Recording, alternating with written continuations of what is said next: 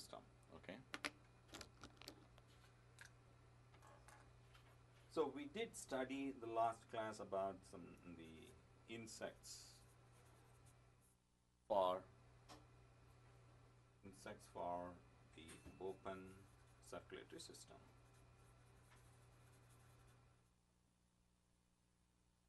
Okay. They have a dorsal heart. Okay. And they move the blood by peristalsis. Okay, that's peristaltic movement. Something like we did study, like this insect, the different segments. Now, this is going over here. Okay. So there is no blood vessels, but instead, the air from one end it's coming in, and then it is totally distributed. In the air is directly contacting the cells and no blood vessels. Something like I mentioned before as an aquarium tank. Suppose this is the tank where it's filled with water. So if you have a pump and this pump is being sucking the air and distributing to the tube, so all the air is distributing. So if you imagine this is something like a cells and the air is circulating onto the fluid. So this is the direct one. Okay, as open circulatory system. And the movement of the segments, okay, that the insect is peristalsis, movement of blood inside the body is like peristalsis. Okay. And there are other parts like a secondary heart is present. It's not like a heart, but I put a question, right? There is something like a pump in a multiple appendages. What is appendages? If you have the spider, so you have a different legs, like it's going along with that insect. So these multiple appendages, so they have some sort of a pumping system at this, because the air which is coming here, the body, but it cannot reach at the end. So what will happen? It may go up to this, and then after that it will push it from here. So it is not like a primary heart-like thing, but it is a secondary heart. I mean, like a pump. That's wherever the boost of the air exchange. Okay. In some cases, they have the septa. Okay, septa. That will direct the flow of the air. Direct the flow of the liquid or the air. Direct the flow of liquids and gas. That means it's like a blood. It's not a real blood, but it is a blood. And this will allow the direction of flow, septa, and also it increases the wing inflation, as well as the septa will increase the like a proboscis.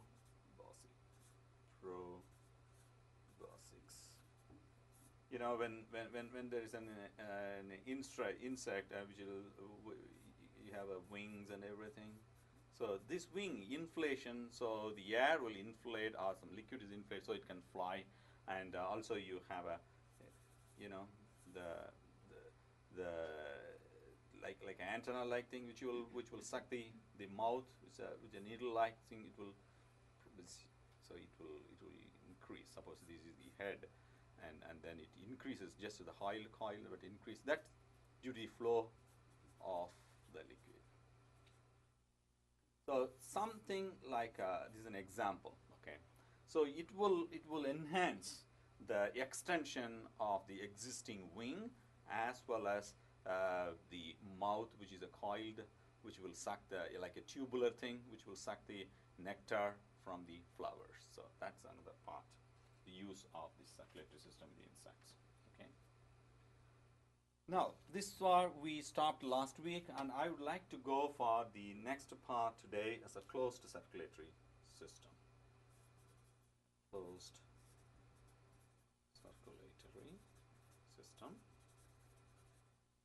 Basically, this present in vertebrates initially. Vertebrates.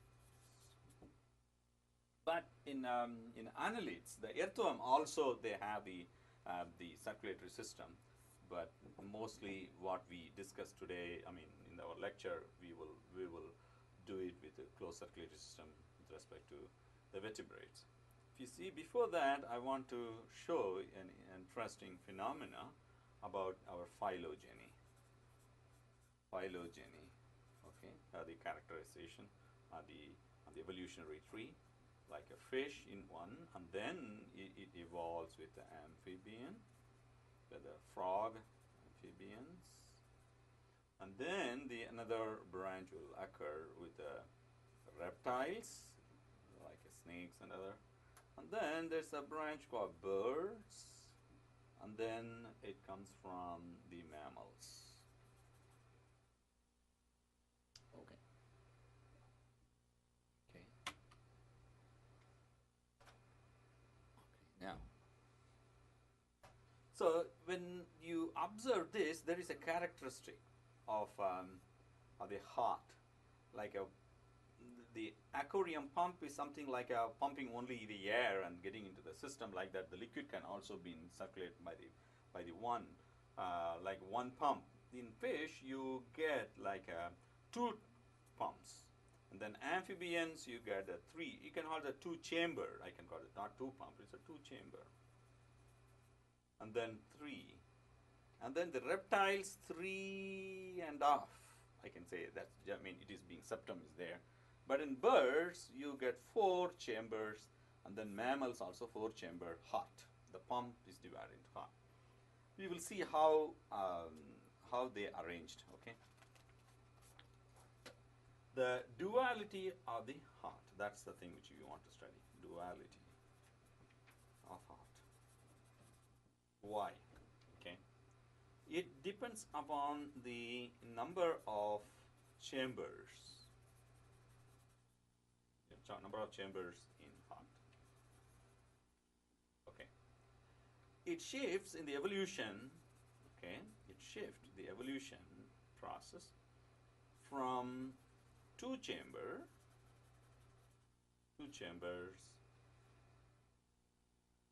to 4 chamber heart. So that's what I explained in my earlier slide, like a fish. Before that, you have then insects, which is having only one. Okay, and then 1, 2, 3, 4. So if you think this, there is some evolutionary tree, but it is not following the strict rule.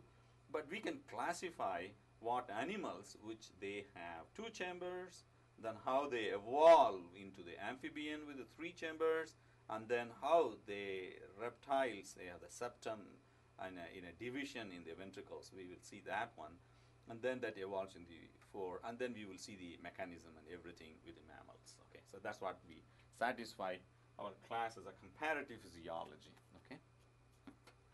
Now, the 2 chambers to 4 chamber is an interesting one, because the 2 chamber, as you know, is very pretty much is aquatic animals. Okay, and then in terrestrial animals, so including human and birds and everything, birds and human. Okay, in between that, some of the animals, they live in both aquatic as well as terrestrial. So they should have a type of adaptation to have both, which can like a frog can live inside, and some other fish, which is a lungfish, can live both in terrestrial life as well as in the water. So they have, suppose if it is a 2 and this is 4, and they should have at least 3 chamber of the heart. At least, do you follow now how the evolutionary tree will work on that part? Okay. Yes. Which one? This one? after 4 here? Fish. This is fish. You can call it a fish as a lungfish. You can put a lungfish. We'll see now. Okay. So when you see how this adaptation is going on to the one to the other. Okay. Single heart to a dual heart. We will see that how that will go. Okay. Single heart to a dual heart. The single heart will have, two chamber. You can say that one, 2 chamber. The single heart. And the dual heart, you have one single heart, another single heart, 2 of them. Okay. So we'll see the purpose and things like now. Okay. And this is an evolution. Why the single heart and then how the double heart? Okay. In fish, in aquatic fish, okay, they have a heart like a single heart because it gets into the circulation. This is got the atrium and this is the ventricle. Heart having 4 chambers. The upper chamber is atrium and lower chamber is ventricle. Now I am giving the one single heart where the atrium and ventricle, where the blood will come here and then will push and then through the ventricle and throughout the body. I just put it over here. So the direction is something like here. This is body. This is heart. Okay. So the circulation is going like this, is going on. And during this time, what will happen in the body? You get a gill over here. The gill will take oxygen and eliminate carbon dioxide. So there is no need, right? So the blood vessels will carry the blood here and body and use up all the system, and then recollected by the vein and then getting into the gill. And then the gill will exchange the bad carbon dioxide out, and then inside the pure air or carbon dioxide air is coming in, and then the air getting into the hemoglobin, and then it is being purified and then getting into the atrium. So this process going on. So we have only one contraction and relaxation. This is one heart, and this is the fish, one heart. You follow now? So how the circulation system in fish. Now, suppose if you have in some of the fish, it started getting into the air, excess air or water drought or something, an adaptation which is taking place there, and then the lungs are been coming to the play. But before that, some of the fish, they have a swim bladder. Okay, they have a swim bladder. That's, you can call it as fish. I put it like a fish has buoyancy. You know buoyancy? B-U-O-Y-A-N-C. Buoyancy, which can easily float. Okay, yeah, bag-like thing. Okay, fish is a buoyancy device. Suppose this is the blood vessels which is coming out here. Okay. And then instead of getting into the gill, before that, there's some chambers, okay. And the chamber or the buoyancy device, it pushed the carbon dioxide here inside. So when the air or the gas is inside the body of the fish, then this fish can float. Is that right? Or it's coming on the surface of the or if it wants to go from the bottom of the sea, suppose if I'll write it here. Suppose if the sea water or the river water, so the fish, okay, here, but it wants to go up. So one easy way to use the swim bladder, it can inflate with carbon dioxide. Then closely, the air is there, then it comes out and float outside. So that fish can float using this buoyancy device. Okay. So later on, this buoyancy device become a lung and eliminate the water survival on the gill and eliminate, and then it can become a terrestrial. We will see how that is the mechanism. Okay. So the vascularized blood capillaries. that is present in the fish gill. Vascularized means more blood vessel. Vascularized blood capillaries. Okay, that transfer carbon dioxide to the buoyancy device or the swim bladder. Okay, and this also locally acidify the blood. Acidify the blood because of the carbon dioxide transfer outside onto the bladder and then become acidified the blood. Okay, and this will regulate the acidification, regulate the amount of carbon dioxide in the swim bladder. Swim bladder. The device, which is the buoyancy device, we call it as a swim bladder, which I just mentioned before here, right? This carbon dioxide which is going in. So what will happen, this carbon dioxide is supposed to be outside the water, but instead of pushing outside, these capillaries, like locally acidic, the capillaries that transfer into this, and thereby the fish is not having much of the carbon dioxide inside its body, but at the same time its gas is accumulating and then it is elevated onto the about. That's why the floating device or the swim can also use it for the swim. We call it a swim bladder. This regulate swim bladder. Okay. So now the swim bladder becomes a lung. Okay. The swim bladder become a lung.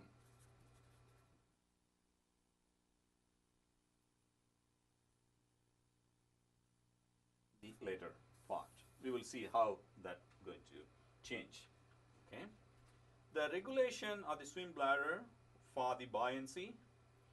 Okay, but this process, okay, is very slow.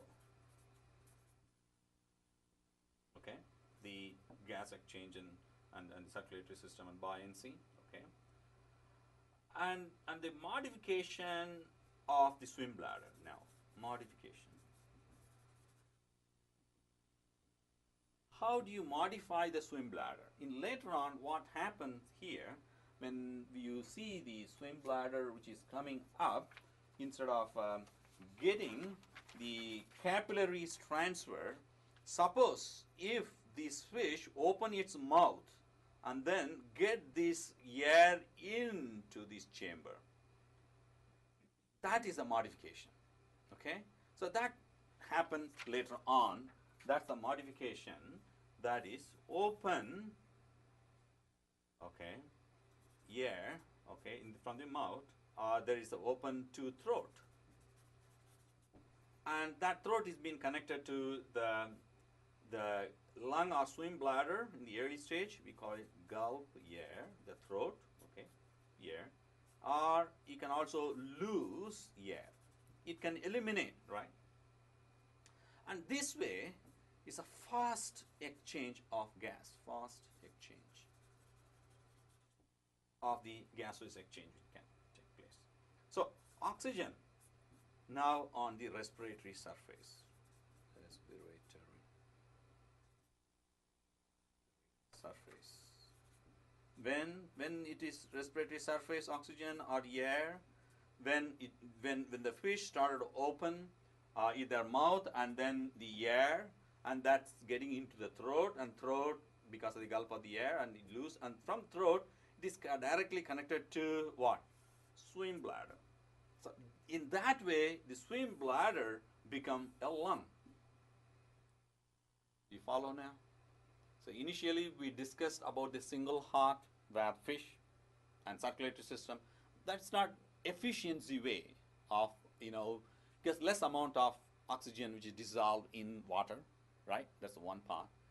But when it comes out on a terrestrial living, on the evolutionary process, it needs a lot of the efficiency of gas exchange. We need more Small fish, the small amount of oxygen is okay. When the animal's growing from one region to the other, and it requires more. The cells require demand more. Because of that high demand, the water soluble oxygen is not enough or sufficient. So it has to open its mouth and throat, and that's what it happens in modification when it grows larger and larger in the evolutionary process, and more air and gulp air, and that open the lung swim bladder into the lung, where direct contact of air and oxygen, as well as and direct, it is not getting into the circulatory system yet, but directly it can enter into the respiratory surface area.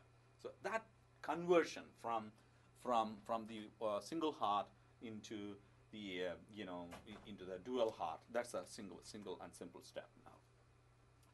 Now the gills, what we did study earlier, is a primary in the fish, okay, for gas exchange, and the swim bladder in fish,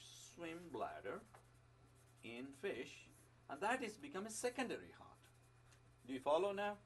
So initial evolution, we see the fish will have gills, but that gills can, that's okay for fish, but when the fish become in a higher in animal kingdom, when evolution start, it requires more, the high demand, and then it slowly adapts to the swim bladder, and the swim bladder became a secondary of the heart as well as the gas exchange part. We will see that one, how that is going to change in the paradigm. Okay, I'll get into a drawing like a fish in fish. Okay, what happened here? Suppose if I draw like this, a ventricular, and then atrium. Okay, so there's a single heart, and as I mentioned before, as a gill which is coming out. Okay, and it can go like this in the swim bladder in the fish, and then this is gills. Okay, this is a circulatory system for this understanding, and another branch is going through the body. Okay, so when the, I put it like this. Okay, ventricles, the blood which is pumping up, and then it's getting into the gills, and then gills to the body, and then swim bladder here, and then when you go to the gill is a purified, or the carbon dioxide is getting out, oxygen goes in, right? And when it comes out, okay, it comes out through these ventricles. Again, it's purified, as well as it can go through the carbon dioxide which is coming out over here, and this is a purified gas, and then through the body, and then it takes up all the bad stuff over here, and then it's going over there, all the carbon dioxide, and then this process is going on and on and on, right? Okay, so this is for the fish. Suppose the swim bladder here, this is the swim bladder which is coming over here, and this one is directly connected to the gill. I mean, it's coming here, the gills which is coming here, swim bladder, and then this process which is like a single heart. The lungfish, what happens? This is a swim bladder fish. Okay, now I'll write a diagram for the lungfish, how that will go.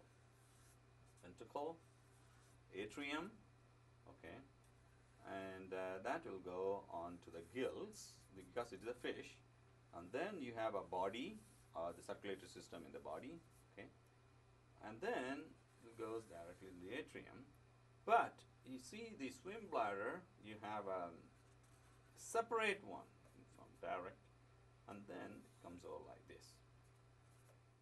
Swim bladder, gills, and this is the body circulation, this is the heart, and this is in lungfish. So this swim bladder is become a lung. Okay, and compared to this and this, you see the swim bladder in the fish, which is there connected direct to the gill, and then is coming here, and then circulatory system, it goes. But in lungfish, could you see that one? It is not connected to the gills, but it's coming from directly from the ventricles. So it goes and then coming to the atria, and then atria receives the blood from this. So the circulatory system is going on. So the swim bladder is evolved into the lungfish, the lung. So the next part, the fish can live in both places. That's in the terrestrial life as well aqua, or in the water surface. So that is in the example is in frog or amphibian. Frog or amphibian, because it can live in both surface. So now if you see the ventricle of V and an atria, also you have a small another atria which is coming over here. So what happened here, so this is ventricle to the body surface, okay, circulatory system, and the blood coming here, from here, and then circulation is getting into the atrium. Okay. Now what happened, this is also another atrium. There are two atriums there, right? Another atrium which is going directly from the lung, which is going from here, which is coming from the ventricle, directly getting into the lungs. This is swing bladder become lungs when the ventricle directly send the blood to the lung, and then lung is purified, and now it's coming out here. So now from two heart from the lungfish, now we are evolving into the three heart process, the closed circulatory system. Here the blood which is passing through the body in one, and then another, it carries that to lungs. It directly from ventricle. And compared to here, the lungfish, it's coming from one. It is not from ventricle, but it is from the artery, which is getting the swim bladder. That's what is a lungfish. But in the adaptation of the evolutionary process, that become directly from the heart, from the ventricle and lungs and ventricle, and also a separate atrium here for the lungs. For in swim bladder, it's getting into another vessel. It is not directly into the heart. So swim bladder is detached indirectly from the single heart. But in the frog or amphibian, the lungs are the modified swim bladder. That's become a lung, and that is directly attached to the heart with the ventricle as well as the atrium. So now we have a three-heart process. Now the next part is you have to have the amphibian to the reptiles. So where it will evolve from the reptiles. How? The same phenomena of this heart, okay, and then I'm just writing again another heart, okay. This is the ventricle, this is the atrium, and it goes to the body, okay. That's like a frog, okay, reptiles. And then this is for body, and then getting into the atrium, and then you have a lung which is coming out here, the lungs, and is coming from the heart, okay. So what happens here, this is 1, 2, 3 chambers, but there are the wall, it evolves a septa, but it is not complete, okay. So half complete, the septa. The chamber of ventricle chamber is started appearing, okay, appearance, not completely closed, sorry. Appearance of the septum that will divide from the left ventricle onto the right ventricle. So it is not like a 3-heart or 4-heart, but or 4-chamber, 3-chamber or 4-chamber, but in between that it is being divided halfway through, not fully, okay. So this is this part is the evolutionary process present in reptiles, okay. And then it is being evolved into birds and mammals. Let us see, how these two hearts will open, right? Now you have a ventricle, atria, okay, another ventricle, okay. I'm just dividing the 4th chamber of that two for your understanding, okay. This is another atrium, okay. So what happened here, there's the ventricle directly getting into the lung. So that's just like what we study. the lungs, okay, and then this lung will give rise to the atria here. This is lung. This is the heart. This is a four-chamber heart. I'm just for the division, just I want to keep it clearly outside. Now, this ventricle now has been connected, okay. It is not like a separated, but it has been connected, okay, with the valves and everything. From the ventricle, it goes through the body, through the body. Okay. From the body, again, where it will go? Goes to the atrium.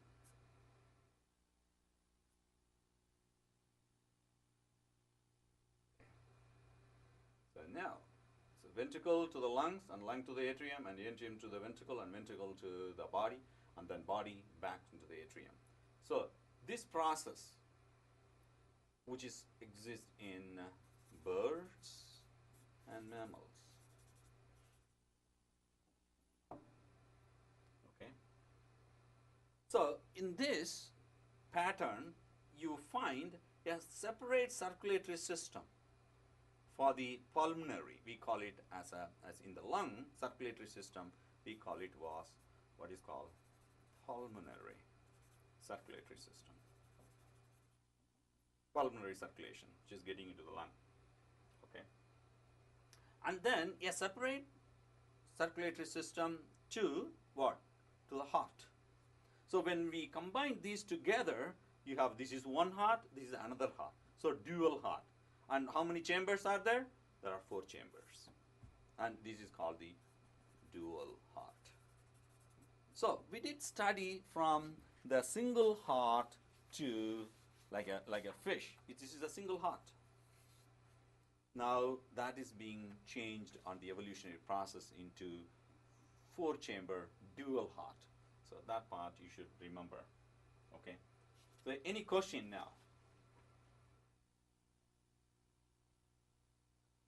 Any question? It is a simple one which you have already studied in your early classes. I mean, I'm not going into the detail, but you know about this when the lung receives the blood from the ventricle, that is mainly on the right ventricle, right? It's getting in, and then the right ventricle is purified, and then much of the oxygen is being, the lungs, being exchange is taking place there, and then which is purified, which is getting on the left atrium or auricle, left atria, and then left ventricle, and then it is getting into the body or the purified blood.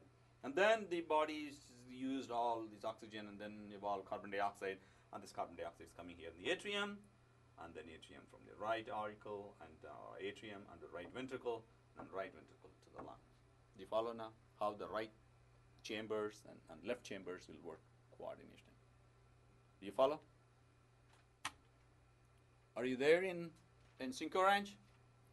Do you follow now about the closed circulatory system on the verge of fish, amphibian, reptiles, birds, and mammals? Do you follow? Yes or no? Yes. Okay, good. So, now I'll just give the summary here. Like why we have the 4, the advantage.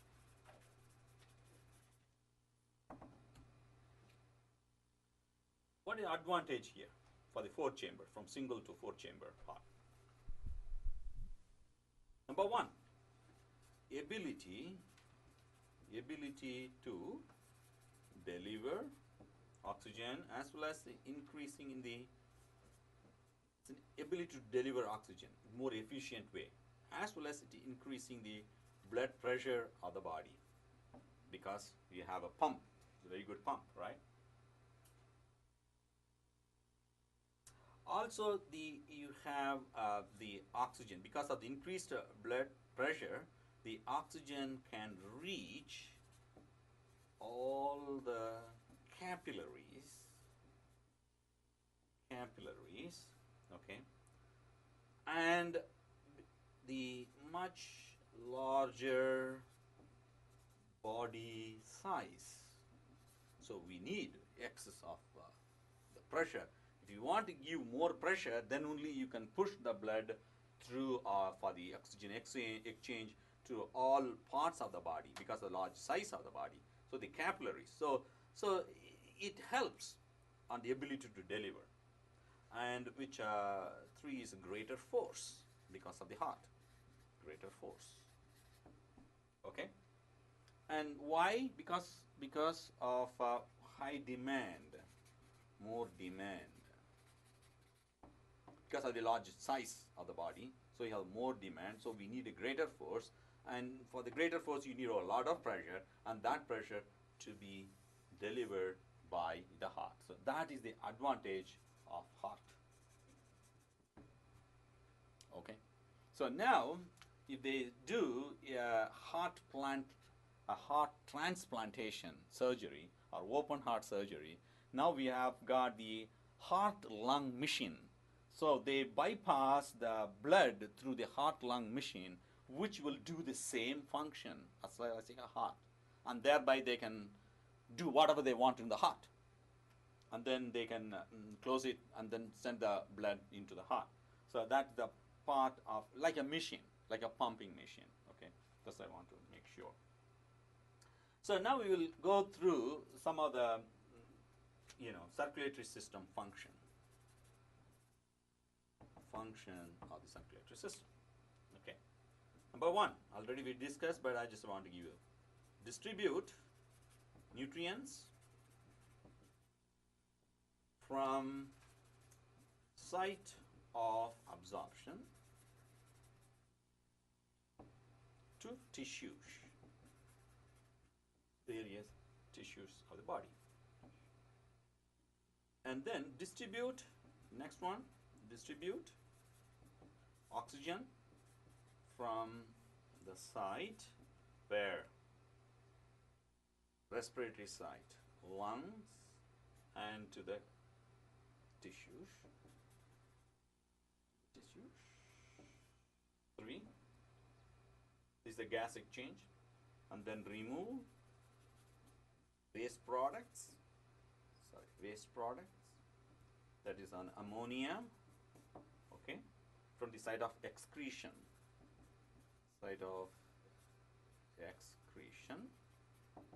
And number four, and then supply more nutrients from tissue to tissue. More nutrients.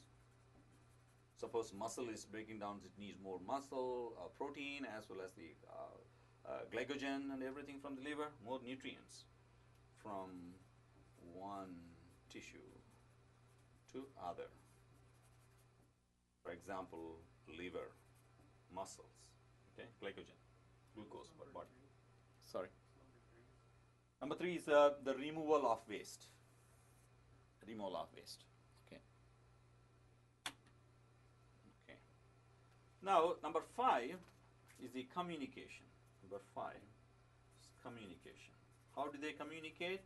We have already studied in the hormones.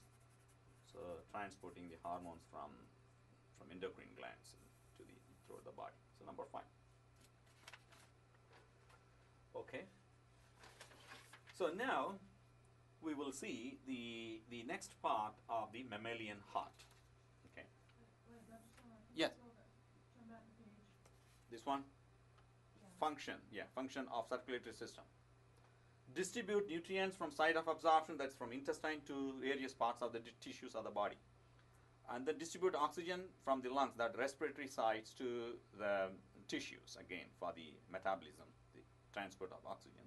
Number four, removal of waste. When the tissue uses the oxygen, uses the nutrition, and it produces waste. That waste product should be carried to the site of excretion, probably from various tissues to kidney and colon. And then more nutrients from one tissue to the other. Suppose the liver breakdown of glycogen into the glucose to the brain, or glycogen supply to the muscles and then other tissues. So that's the another transporting. The fifth one is the communication. I mean, when the endocrine gland secretes, and then that requires more of the hormones, and these hormones is being used to transport to the circulatory system. So circulatory system function, there are 5 functions in the circulatory system. Follow? Anything else? Okay, now let's go on to the circulation, the another next part, which is a mammalian heart. Mammalian heart. We will see that. So far we have compared. Now we are going to specialize in one particular aspect, that's in the human or the mammalian heart on vascular system. Okay.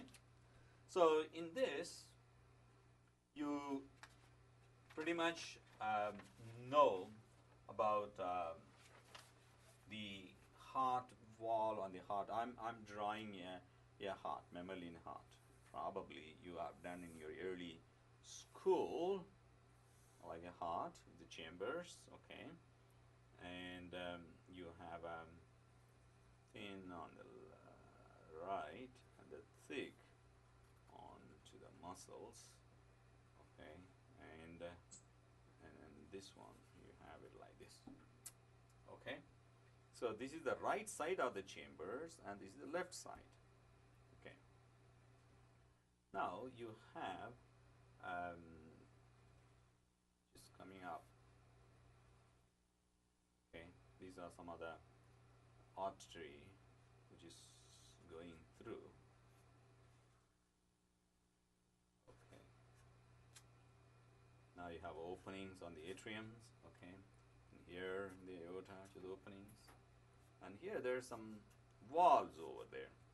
So what happens here? The blood can come here and then direct into the ventricles. This is the atrium. Okay, left atrium, right atrium, left ventricle, and right ventricles. Okay, and you see there is a valves over here. This valve is one-way traffic. Blood can go through. Once it fills in, it shuts off here. The same thing. There is a valves over here in the atrium, the aorta. This is the aorta which is coming out here. Aorta. Okay, so here the this is the right ventricle, which will go on the pulmonary artery, which is going onto the lungs. This is going to the body. Okay, when the blood will go here, and then it will close here. So this is a one-way traffic over here, and this is the from atrium to the ventricle. The blood comes out, then it fills in, then it will back force, and this valve will close. These are the valves. So in the modern technology in bioengineering, if there is a valvular defect, then you won't get this mixing. I mean, you won't get the proper pressure. So what normally will happen, they have to replace the valve. So biomedical engineering, they are doing for that part a type of valve and replacing the valve in the heart. Sometimes what happen, this septa from the ventricle septa, because not in the atrium but in the ventricle, the septa may be defective. They call it as a ventricle, or these VSD, we call it, ventricle septal defect. So this is a weak muscle, or the septum is not fully grown, fully developed. Just like in a reptiles, if they have like that, what will happen? The mixing. This is the carbon dioxide blood, and this is more of oxygenated blood. This will exchange. This will diffuse the carbon dioxide in this. In that case, the patient needs to open heart surgery to repair this septa. So this vulnerability, number one. Number two, the left ventricle, it gives additional force because it pushed the blood to the body. The body surface is large enough. So the only pump or only chamber it requires higher energy to push is the left ventricle. So the adaptation in such a way, the thickness of the left ventricle is higher. Thickness is more in the left ventricle. Muscles thick in left ventricle when compared to the right. This is more thickness here. Suppose if this is become so weak, then the blood cannot pump in all throughout the body. Okay. So now we have to see on the thickness is larger than the right ventricle, the muscle thickness. Okay. The next part, I'm just giving an, have you understood now the heart, how the structure of the heart? This is the structure of the heart, which is I'm explaining to you already. You know about it, but just in case. Okay. Now the next part is to where this will go and the capillaries, the structure. Okay. The arteries are coming here. Okay. And that is going to be divided further. Okay. These are arteries. This is coming from the blood, right? The blood from the heart. See, blood is coming from here, and the artery, they are arteries. And then it's further subdivided. Okay. And it's coming here. Further subdivided. So, and then it goes like this.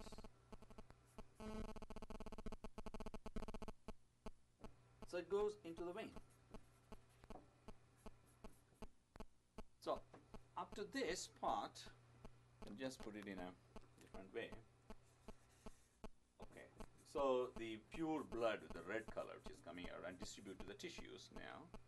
And then when the carbon dioxide, which is being there, which is being eliminated, and this going on the blue color. So carrying more of the CO2. Okay. This is arteries and this is vein into the tissues. Okay, this is the tissues where the distribution and the exchange and everything is taking place, or the metabolism. So this part is, we call it as capillaries. Okay. The arteries, we call it the arterioles. Arteries, arterioles, distributed to this one, because it's coming out from the arteries, they're branching into arterioles, and then the capillaries form, and this capillaries ends into vein. This is vein, and this called venules. E-I-N, sorry, I'll write it here. V-E-I-N-O-L-E-S. Venules, like arterioles, we call it venules over here. So this part, imagine this heart pumping the blood to the aorta, and that's distributed to the arteries, and that arteries which is coming here and distributed into the tissues where the oxygen is used and nutrients are used in tissues, and then it evolves carbon dioxide and waste products, everything that is being carried by the venules, and venules to the vein, and that vein which is coming back to heart. So it's coming here into the heart, getting in. So once it gets in, and then it is when the ventricle contract, getting into the lungs to purification process. Okay. Now the next one is the valves. Okay, we'll see where the valves are existing. Okay, valves. Valves are present in the heart, which I explained to you earlier, right? Heart. And in and out of ventricles. Okay, so what is in and out of the ventricles? When this is the inside, okay, it's coming out inside, the blood is filling in, and then at the time what will happen, this is being closed. So when it contract, the forces here will close it here, close these both valves, but it opens over here, open to the pulmonary artery as well as the aorta will be open. When it closes, if it relax, this one is expand, it gives a pressure, so it will close, and at the same time it will open here. So it is alternate of this heart is in and out of ventricles. The valves are present. Also, the valves are present in the vein, not in the arteries. Okay, because the vein is coming from the body. Okay, so they have valves. These are valves. Okay, so it will direct one direction of the blood flow. It will go. So when the blood tend to Suppose this is a closed one, because it goes here, in the backflow, it will close. It will close. So now the blood cannot go through. It is not. Whether this, it is being enhanced, is one way. So one way traffic. So what happens here? Suppose in a human body, okay, just putting on a human body structure. So if the vein which is taking the blood to the heart, it works on against the gravity, right? When it is on standstill against the gravity. Okay. So at the time there is no pump. See, from the heart it can pump, it contract here and it can distribute it. But there is no other pump which is present in the hand or heart or any other part. But at the same time, it should reach the heart to purify it. So what happens here, the vein, they have heart. Veins, they have valves, not heart, valves.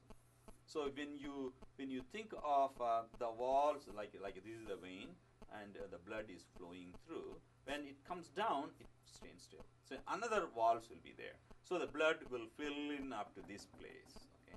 And then what will happen, because it opens here, and then it will go through that part. And then at that time it will close. So by the movement, when you imagine this movement, there is no pressure, there is no heart. How this blood will move in this part to one chamber to the other chamber, not is a chamber, but one septa in the vein, it is using a skeletal muscle. So it uses the skeletal muscle. So that's why whenever if you see the vein that is behind, below on the skeletal muscle, when you locate a vein, it is behind the skeletal muscle. When compared to this, arteries may be present in the other surface, so it is easy to locate, but the vein. So it is more flexible. Okay, we'll see that one. Okay, so vein, they have the valves, and no valves in arteries. That's very important. No valves are present in the arteries. Okay, valves in heart, atrium, and ventricles. Valves are present. Okay, all right. Valves are present in heart. Okay, atrium and ventricle. Also, we did study valves are present in the veins. Okay. Okay.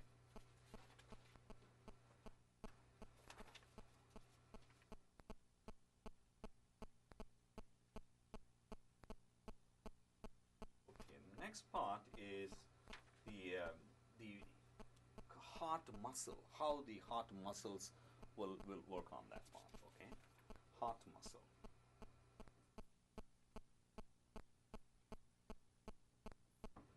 There are three types of muscles we have studied in histology. What is the three types of muscles we did study? Recollect your histology class. Cardiac muscle, skeletal muscle, and smooth muscle. Where the smooth muscle present? Internal body organs, smooth muscles, right?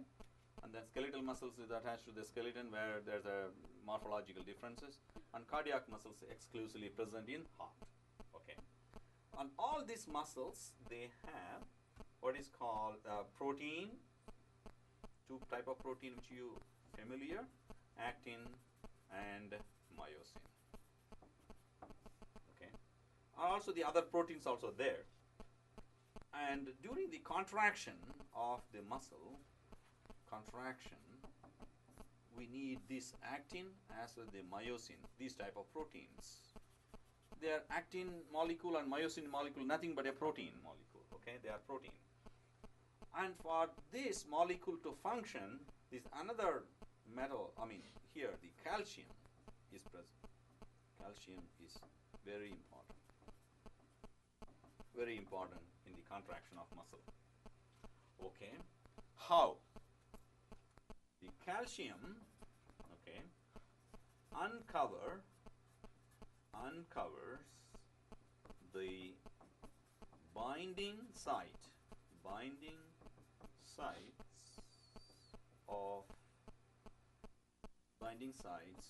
for myosin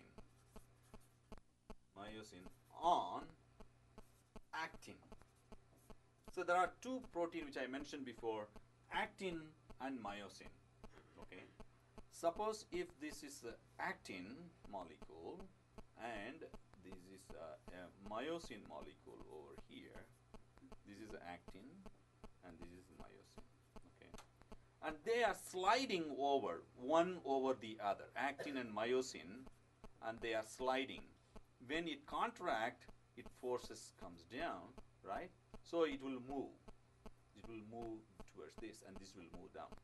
So there is some binding sites on the actin. So here the calcium will find its way. Calcium will help this actin and myosin where it should bind and do the contraction. So that's what the main function of the calcium. And this movement is energized by ATP molecule, another energy dependent process. Okay. So when we study the heart muscle, because now we are going to study about how the heart function, right? So we have to study the unit of heart muscle which present with the actin and myosin molecule or two type of protein that involves in the muscular contraction. Let us see divided into molecular level on how it contracts now. Okay. Suppose if this I'm drawing a cell, okay, the muscle cell, and this muscle cell is the membrane. Okay, they have the membrane, muscular lipid bilayer membrane, and the AP, there's an action potential. Action potential is something like a command which is coming out from the muscle cell membrane. We call it AP, action potential, in the muscle cell membrane. Okay, so that meaning there's a force. Hey, muscle cell, come on, now you have to contract. So some command. The command is coming from, it's not like a verbally speaking somebody, but a chemical, a signal, and that signal will give you a force. Something like if you keep it, you know, from one to the other. Suppose if you have the like this pen, and just I want to have another pen, and like another one, and then another one, right? So they are there now. Okay, they are touching each other. Okay, like this. So if you want to contract from this end to this, what you have to, like that, there's a force. So the force which I am giving this, that is called this action potential. There is some force. It's not literally pushing something, but there is some force. See, I am applying a force now here. So if I apply this force, what will happen? Everything put together, clumped together, from this end to this end, it will contract. Do you get that point? So that the force which is coming out. So this force is something like electrical stimuli which will contract this AP, action potential. That's what action potential is. Okay. This action potential will come into the cell, and then it radiates that force into a channel. We call it the calcium channel, and they are call it a voltage sensitive calcium channels. Voltage sensitive calcium channels. And this channel, what it will do, it will pass the calcium inside the muscle cell. This is the muscle cell. Remember, this is the muscle cell. Inside the muscle cell, here you get more of the actin and myosin molecules are arranged. Okay, inside all the muscle cell. Okay. Okay, the dark color or the black color is the actin and this is myosin. Thick and thin filaments over here. Okay. So when you see the molecules open over and then calcium is coming in, and this calcium which is getting in to uncover the site which I mentioned before, and thereby it tend to binds over these molecules onto the actin and the myosin. At the same time, ATP also being used, that gives the force to move in, and this also move, and it will slide together, and this will this way, if the relaxed state, now it's become a contract one here. Okay, so when you do like this, what will happen? Contraction, muscular contraction, which is taking place now. Okay, so the ATP, which is being used here, and to the ADP, which is more of ADP, it will push the calcium, this calcium which is coming in, once the contraction is over, the ATP, it will move outside the calcium. So, by doing this, what will happen? The muscle from these relaxed muscles using the calcium and the action potential now become contracted from this. So this is the normal state, relaxed position of the muscle cell. After the contraction, because of the calcium coming in, why the calcium is coming in? Because of an action potential. We will study about how the action potential is being regulated on the next part of the lecture. But how on earth a cell become a contractibility? How the cell become contract? Because of the muscle cells, which is having actin myosin filaments, and this myosin filament is naturally it has been attached to the cell membrane. So the muscle cell like this where the actin myosin filaments and everything, now it is a contract, then it will become like this. So the next step of the relaxation process, it will come it again like this.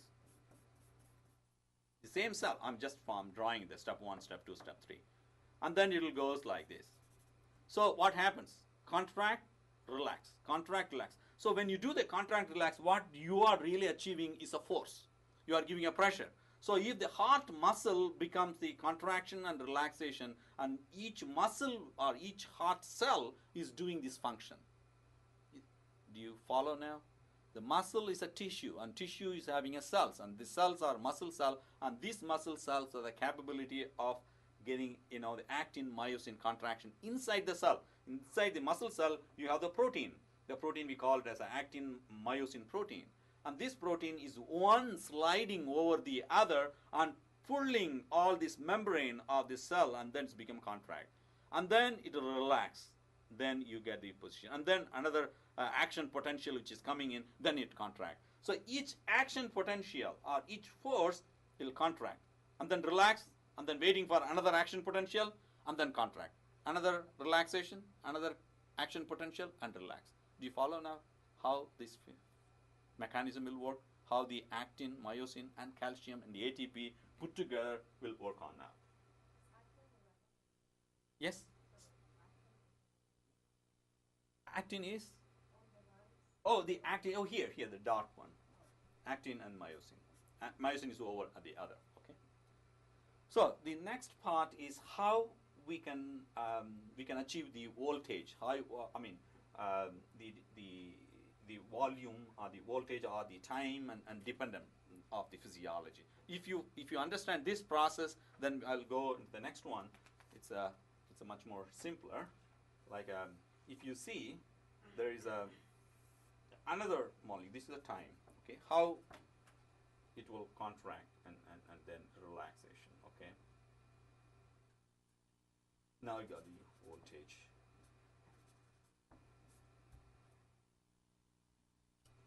I'm sorry. How these velocity of this contraction, which is going over there. Yeah. So here, if you go on the when the relaxation state, when the contract, when you get the sodium is getting into the form, and then it is coming here, and then we get the calcium is. Sodium uptake will be higher. Velocity is being taken up by the cell, and then it reaches, and then it getting into the calcium, and then the calcium is being relaxed state, which is being released, as I mentioned before. At the same time, it will get in the potassium is also being released at the time, and then it will goes on that part. Okay. During an action potential, okay, the rise of sodium and the fall, the sodium and then the fall of this calcium, rise of sodium and the fall of calcium, it occurred, okay, during action potential. During action potential, what inside the cell? Inside the cell, how much the sodium accumulation, high velocity is getting in, and then at the same time, it reaches the momentum, and then it is falling off the sodium. But at the same time, at this phase, you have the calcium, which is being taken up, and then on the relaxing state, as you say, the calcium is released outside. How much the volume, the velocity which is coming down, or the calcium is going out. Okay, so this is during the action potential. During the action potential, one action potential will drive all these forces together. Okay, so I'll stop here and give you a 5 minutes break, and then we will come back and then see the phenomena of how the individual cardiac cells will behave in this. Okay, any questions? Or in Synchrorange, do you follow?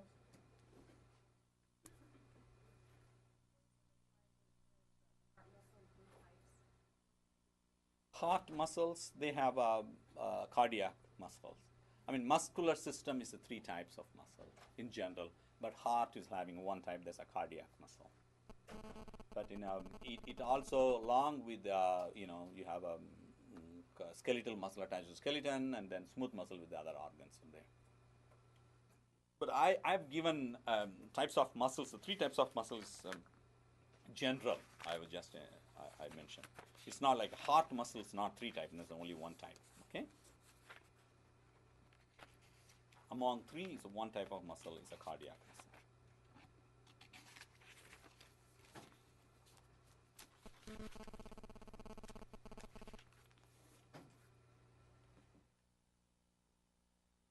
Stimulatory.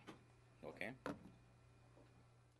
The individual cardiac muscle cell, they have the characteristic of auto-stimulatory.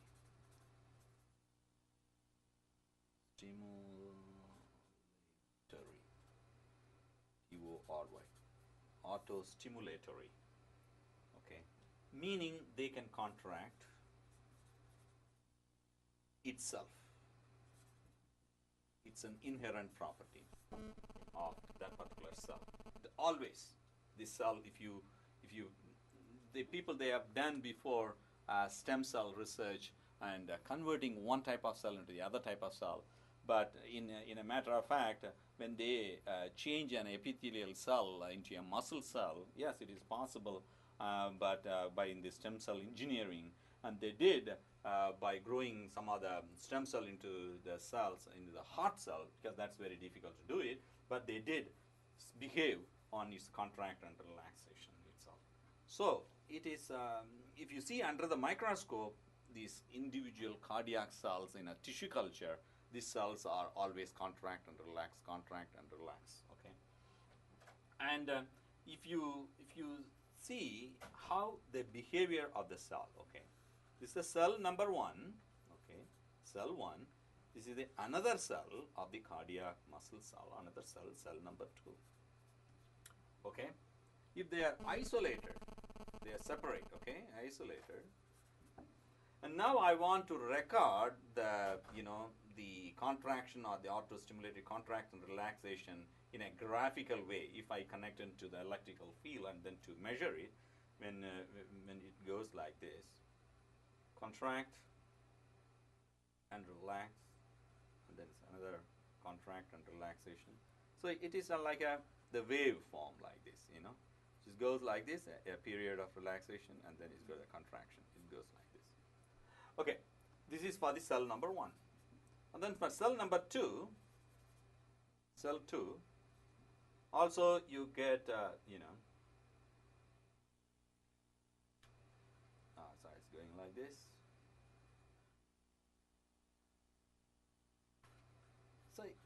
So if you see the timing, and this is okay, similar, but here this is in a contraction, but the contraction is coming out different. So if an isolator also, you get different types of the, you know, contraction. So individually it contracts, but its own pace of time in cell 1, cell 2. But if you make this isolated cell in a touching each other, so cell 1 and cell 2, so they are touching each other. So what is the behavior of the electrical stimulations over here? Let us see that one. Now, the cell 1 and cell 2, now they are attaching, okay? So the contractibility, which is a measure and marked like this: contraction, cell number 1, contraction, contraction, contraction, contraction, and relaxation. Okay, this is for the cell 1. Then I record the cell 2 as well if I do like this.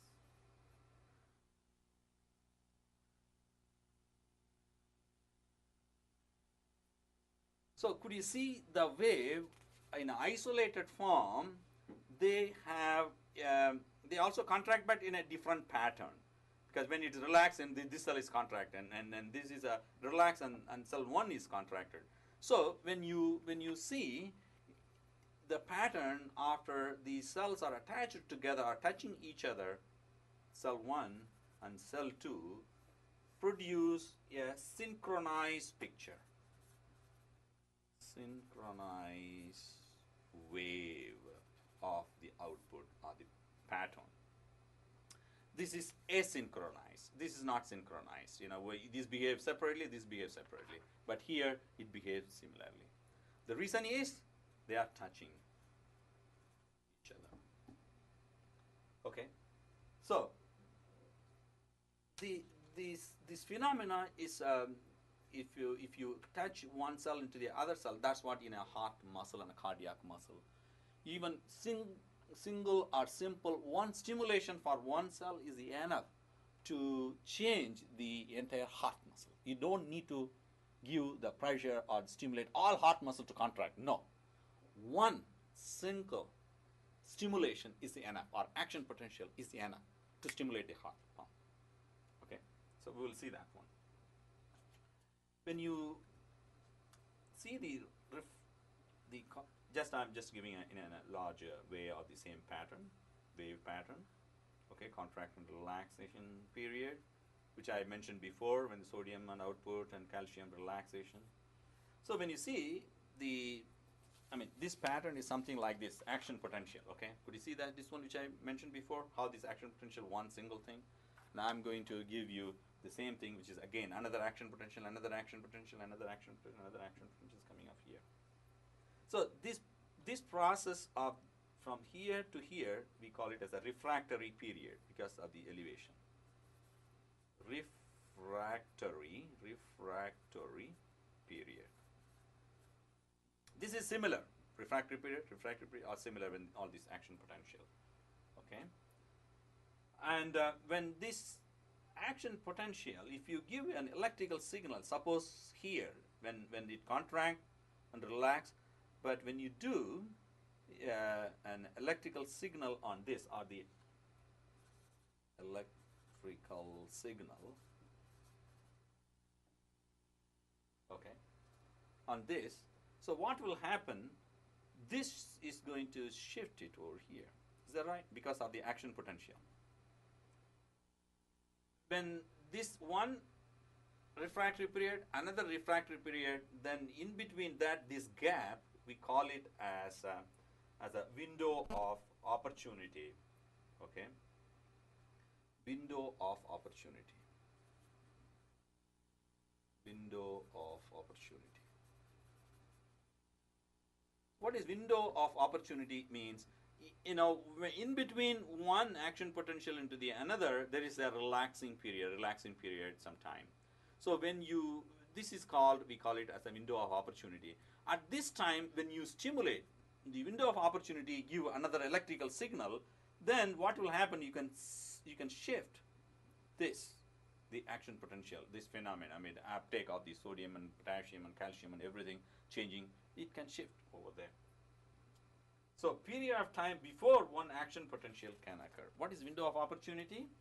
Is a period time before new action potential occur.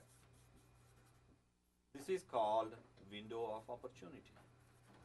Window of opportunity. So this is the definition. Period time before new action potential occur. So that's what which I explained to you. This is the one action potential, another action potential, another action potential, another action potential. But in between there, there's a gap. That's a period of time. That is what we call window of opportunity. So if you put an electrical signal in the window of opportunity, then you can shift this action potential. You know, the new one will start from here, and then another one will come over there. So just I want to make sure you understand the phenomena here. Okay. Window of opportunity in the stimulation, you can fire an action potential. Why the action potential? What is this action potential means? If it means that is the time when the muscle contract. In other words, the action potential AP, when you give stimulate, meaning that is the time you get a contraction. Why? Why you get this contraction? Because when you give the action potential, what will do?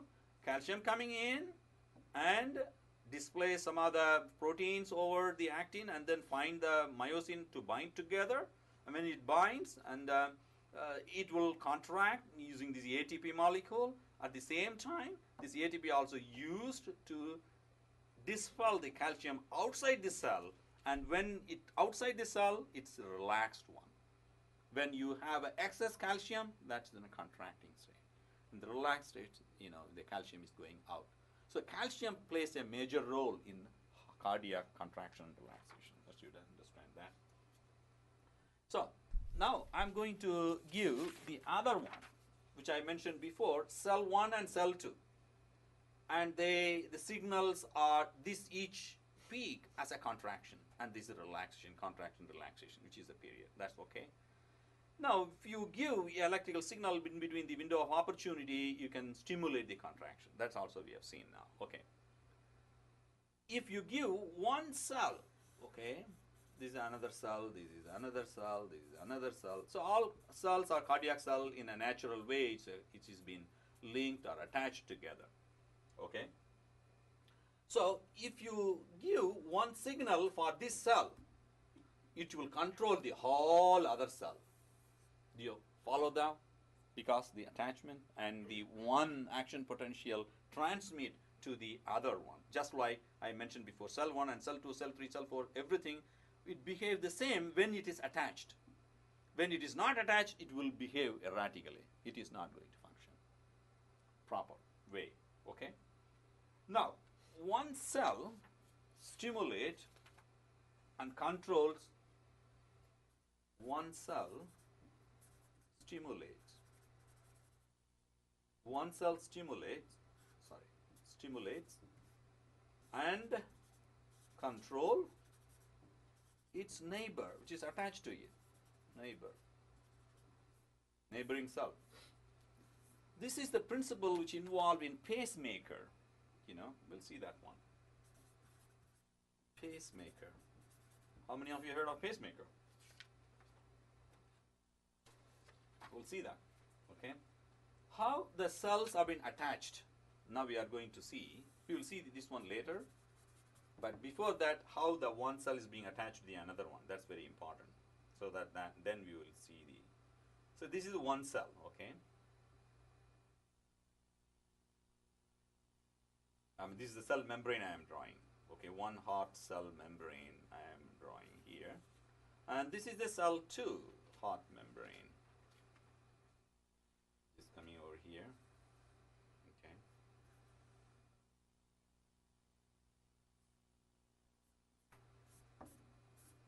So they are touching each other here. And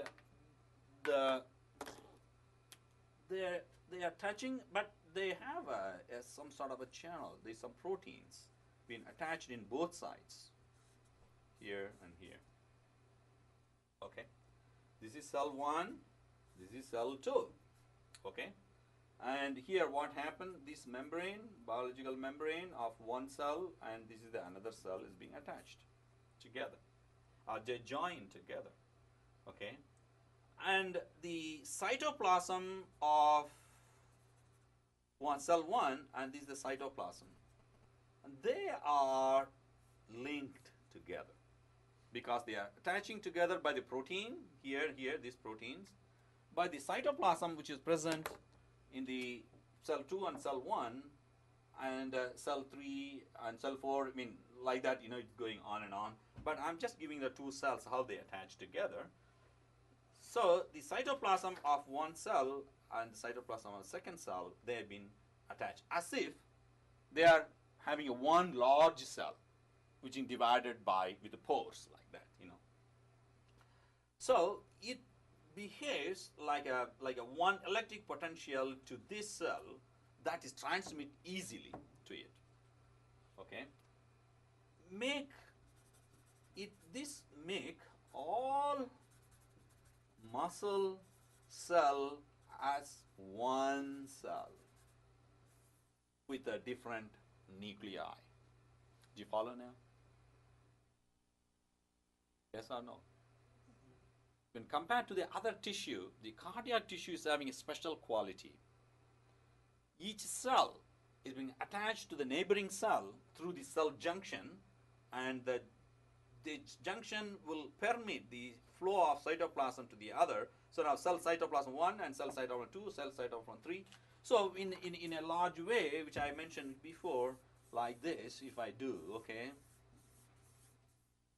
So all cells, okay. This is attached to here, and this is attached to here, and this is attached to here, and this is attached to here, this is attached to here, this is attached to here, this is attached to here, and in a three-dimensional way. So as if all the cells, but you have the nucleus for individual nucleus of the cells. This nucleus.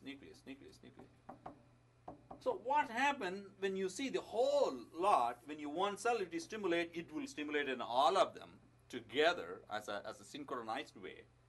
But at the same time, they have different nuclei, but it behaves as a single cell.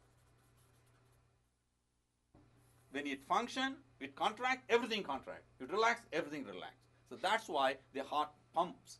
When you acts like a pumping, you have to have synchronization. If one cell contracts, another one relax, what will happen? It will not help. Have you remember the rope pulling phenomena? If this is the one, and here the two sets of the teams will pull the ropes and everything, right? So you got to pull all of them in one direction, and these guys will pull the other opposite direction. So if they are not, one guy is doing this and another guy is doing this, what will happen in the rope? It won't move. Both sides is equal, like that, right? So in a heart cells, if it behaves like that, the heart muscle will not relax or contract. It stays there because though the forces are there, it won't. But instead, all of them, there is no rope fighting here, but all of them is going one direction or all of them going the other direction because all the uniform mixing of the individual cells are contract in one side and then relax at the same time. So that will give you a pumping mechanism here. So the next one is the how these cells are formed when you have the linkage from the one. Suppose this is the junction. I mean, if you see in the histology class, you might have known this is the one cell, and this is the cell number 1, and this is cell number 1, this is cell number 2. In between that, these junctions, and we have seen in the histology, and they are called specialized only in cardiac muscle when compared to skeletal muscle, which is called intercalated discs. The intercalated discs are the junctions between the cell 1 and 2 and by this membrane. So this is clearly seen under the microscope, on the light microscope which you have seen. So the intercalated discs are the place where the electric currents, bioelectric, I'm saying that electric currents pass through, okay, through the holes. So this disc and the holes, this is a disc and the holes. So there's some holes over there in the disc. So the holes and the AP move, or the action potential move rapidly from one cell to another. So one cell to another cell. Something like if the cells not attached, okay, what will happen? If the cells are not attached together, suppose if the cells are here and these cells here, and then the cell number 1, 2, 3, and 4, and though they are present in the heart, and here in between that there is some solutions and the other tissues. So this, you are giving a command 1, and this will take a while to reach there. Hey, come on, you have to contract, and this one will not contract, maybe 2 seconds. And then the same thing will pass it on here. It will take another 2 seconds and another 2 seconds. What will happen? Cardiac, you won't get the pumping effect. Cardiac, it will do its own way, and it will do it its own way, and they are not synchronized. So that's why if it is synchronized, it behaves as if one cell, if your one stimulation is enough to contract the entire lot. So and also the action potential, which is more easy to stimulate only one. So in the pacemaker, otherwise we call it as heart conduction, or the regulation conduction system. Some people, they have a cardiac failure, they used to have a pacemaker inside the heart, and they've been attached to the electrical signal with the batteries. Have you ever seen somewhere? Here, don't avoid pacemaker here through this chair, because there's a magnetic force and everything, because that will affect them. So the cardiac, that's one of the other advantage.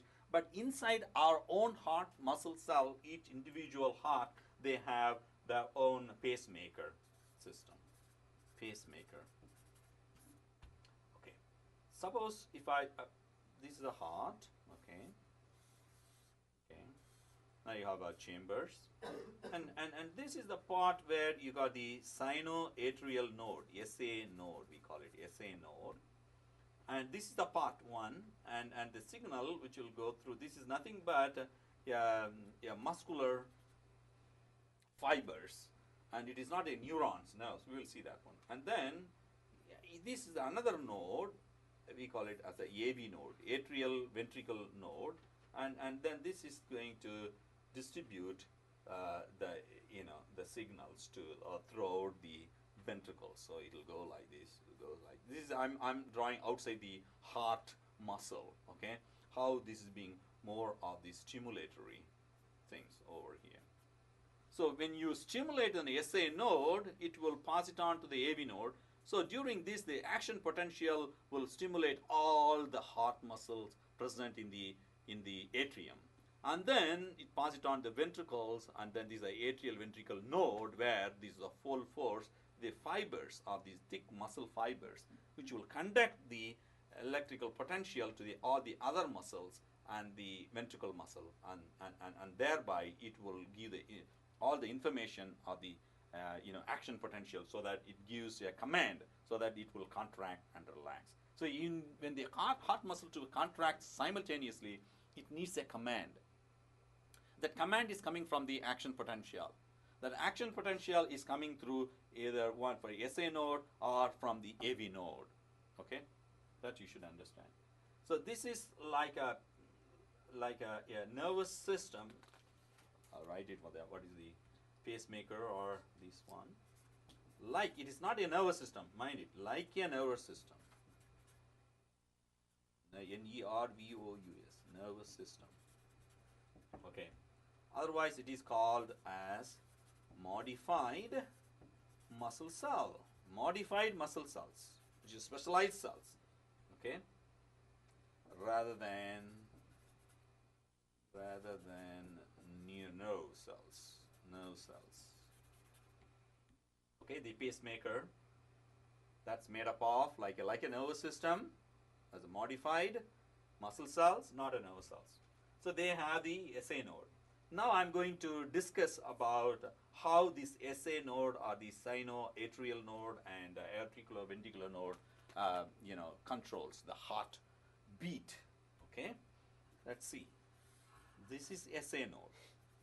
SA node. Node is a region. Okay, That's the site of command. Okay, it will bifurcate and it will transmit, and it's been connected to AV node, atrial ventricular node. This is sinoatrial node. Okay, and it will give the fibers to where? Fibers to atria. All gives the atria. And this SA node, we call it as, this is the one we call it as a pacemaker. Pacemaker. Okay. This is SA node is sinus or sinus atrial node. Sinus atrium. Atrium. A for atrium, S for sinus. And then AV node, A for atrium and V for ventricle. That's okay. Now, this AV node, which will supply the fibers to all throughout the muscles, where cardiac muscle cells gives everywhere. Okay. To the muscle cells. Muscle cells. This is the atrial muscle cells, and this is what ventricle muscle cells. Okay. Now, when it gives the command to the cells, atrial muscle cells and muscle cells here in the ventricle, when it will give the command, there's a time, and it is also regulator. Okay, they have the neural control on SA node, neural control on SA node here by norepinephrine, which will have a positive action for it. This hormone, norepinephrine, and this is the neuronal control, and that will stimulate the SA node. And the another hormone, which is coming from acetylcholine, that give inhibitory for SA node. Suppose you need a heartbeat, fast heartbeat is beating fast. Okay, for that you have more of epinephrine. That pumping up epinephrine is more to increase the heartbeat. If the person is getting his pulse rate is going down, he's going to dead. At that time, if you catch it and then increase the norepinephrine injection immediately, you are increasing the SA node in a way, and thereby his muscles is getting more command over. The endogenously producing norepinephrine is less, so you have to produce that. So norepinephrine or epinephrine. Okay. Epinephrine also good. Epinephrine, it can also stimulate the SA node, positive. Suppose a person is heartbeat is highly rapidly going on and on. To control that, you have to inject acetylcholine. Acetylcholine that reduce the heartbeat, that inhibits the action potential into the SA node, and thereby it can reduce and relax, more relaxation process. So the same thing here, norepinephrine, which will stimulate the AV node, positive, and the acetylcholine, ACH, acetylcholine, that has the negative, reduce the action potential to the AV node. So when you do this, the action potential will go, it will travel, okay, in a velocity. Okay, let us see in the atrium, how goes the velocity of the contraction because of the action potential is 0.8, okay,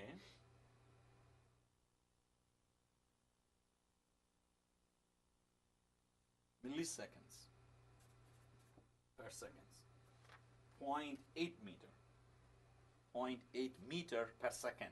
So that is the speed of this traveling, the action potential and the contraction. That's the measuring in terms of a number. Okay. Now the AV node, when it travels here, you get a delayed mechanism over, because here to here it comes out and given a delayed mechanism. But the AP travels so fast, the action potential travels so fast here, 0.05 meter. Imagine 0.05 meter per second. So that means very quick here. And then it travels and to throw the fibers and the bundle of hinge or the AP travels here, and it will go through 4 to 5 meters per second. The travel, okay, and when it gets into the real muscles, okay, muscle contract, and onto this this will have here. This is the travel in a second, 4 to 5 meter seconds onto this part, onto the ventricle, on the muscle cell as such, because it travels from SA node to the muscle cell. Okay, that's on 0.5 meter per second. So this is the speed on the velocity. So if you want to adjust this speed, you can control by norepinephrine or acetylcholine. If you reduce the beating heart, you can use acetylcholine hormone. In natural way, in a natural phenomenon, without anything, the heartbeat is depending upon, increasing the heartbeat depending upon the norepinephrine. Okay, and if it is excess, then our acetylcholine will make sure that will activate and calm down, quiet, it's coming up.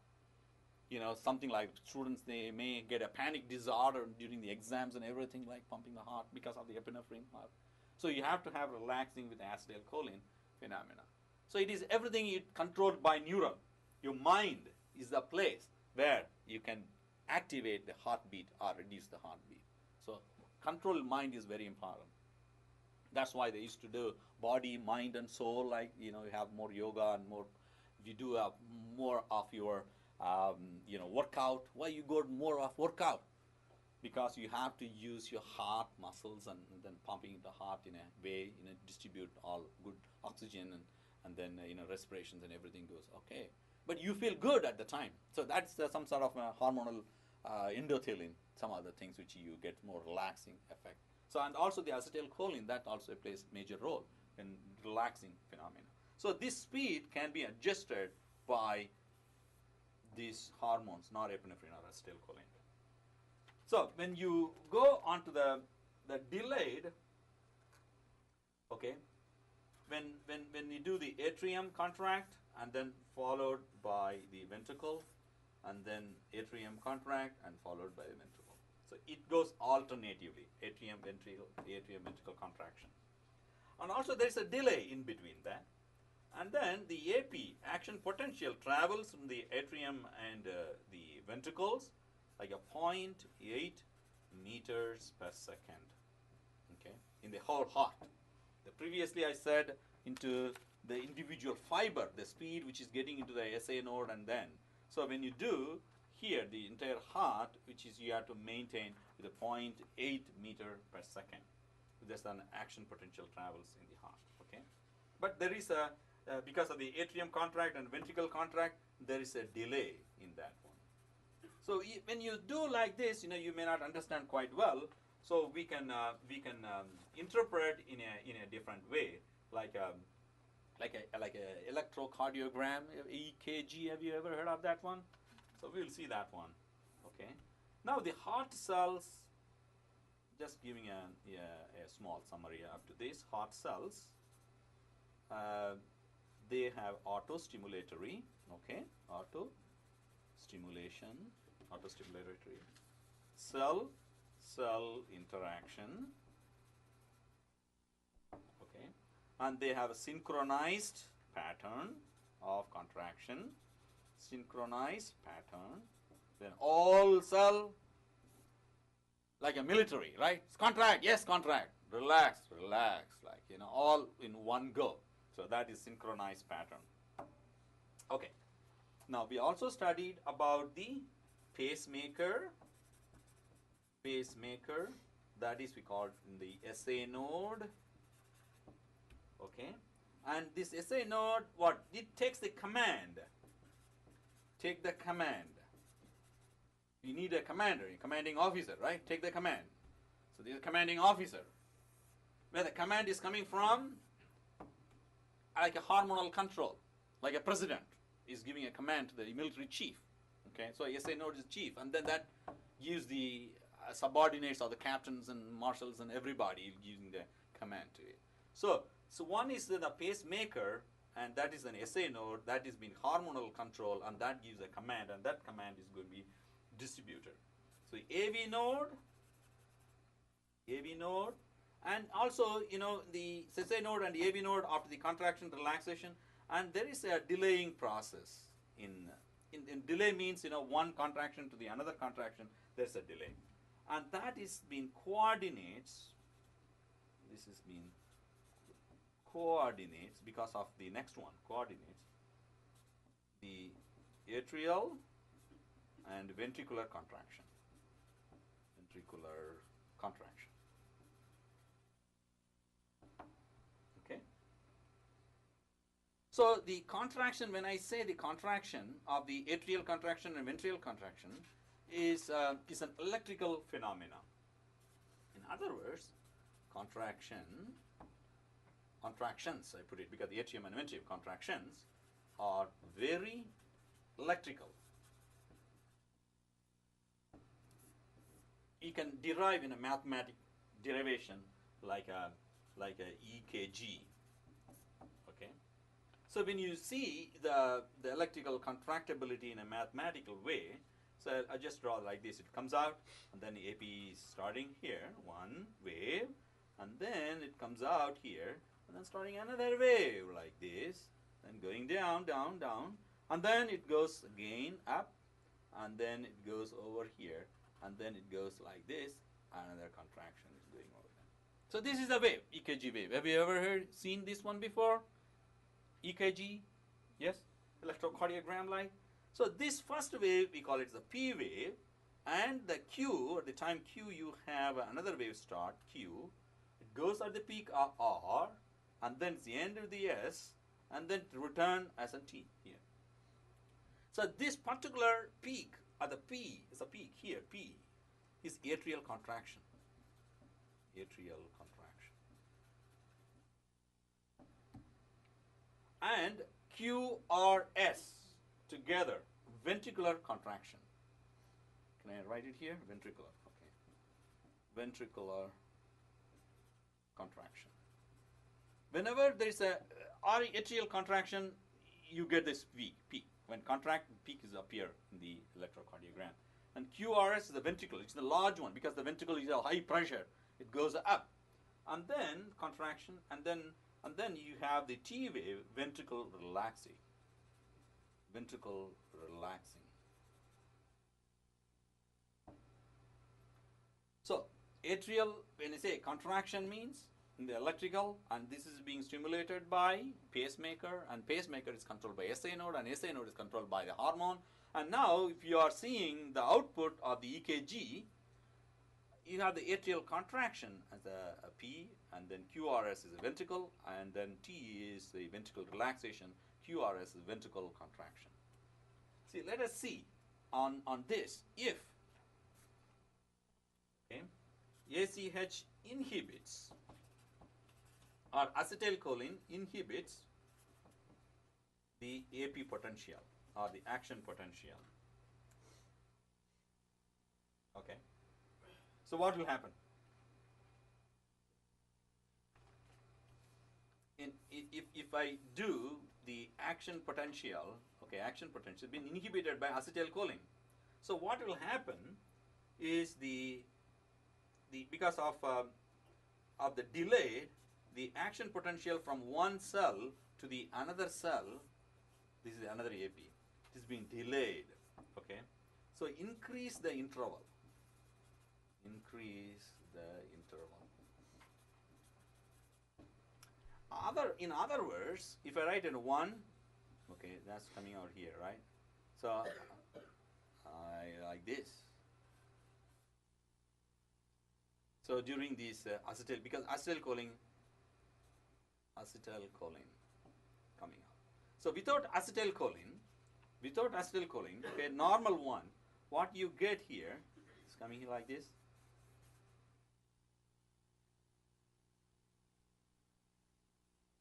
So when you add acetylcholine, one, and to the action potential, next one, it is being delayed. Could you see that one here, this delay? But without the action potential, I mean, this is with acetylcholine because an inhibitor of the cardiac. And if you see the normal one, this is a normal without minus acetylcholine. So you get these peaks, action potential, AP, AP, AP.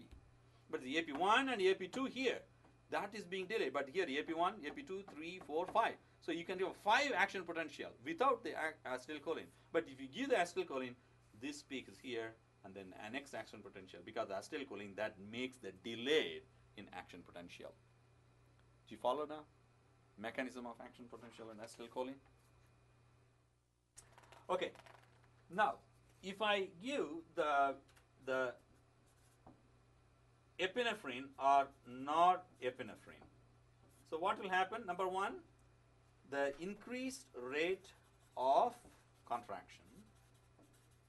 In other words, number two, increase force of contractibility, increase the force of contraction. Number three, then increase the velocity of the AP, or velocity of AP travel, action potential travel. So all this with the norepinephrine. Okay. So this is the normal one. Okay, as I mentioned before, and this is the one with the acetylcholine. I put it over here. Okay. Here is the normal one, and this is the delayed AP. The waves is something like it's going delayed.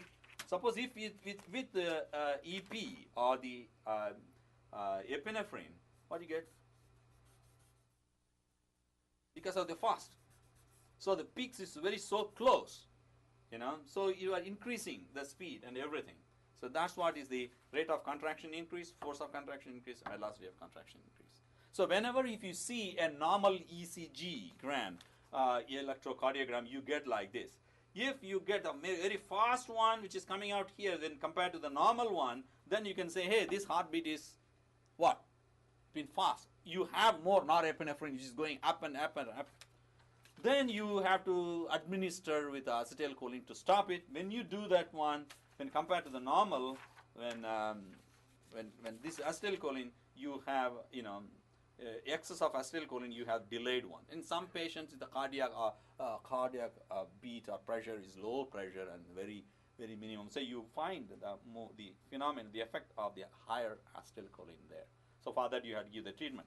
So this is something like a pathophysiology. If you want to become a cardiac physiologist, yes, you will learn a lot. But I'm giving you some basic information. If you understand this one, then that will be fine. Do you follow now?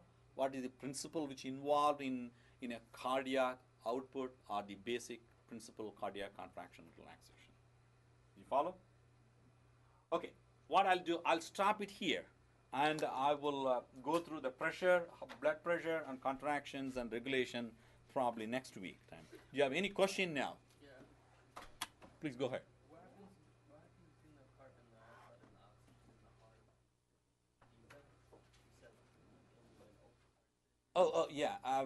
When you do the open heart surgery, they used to have a heart-lung machine that just like mimicking the heart.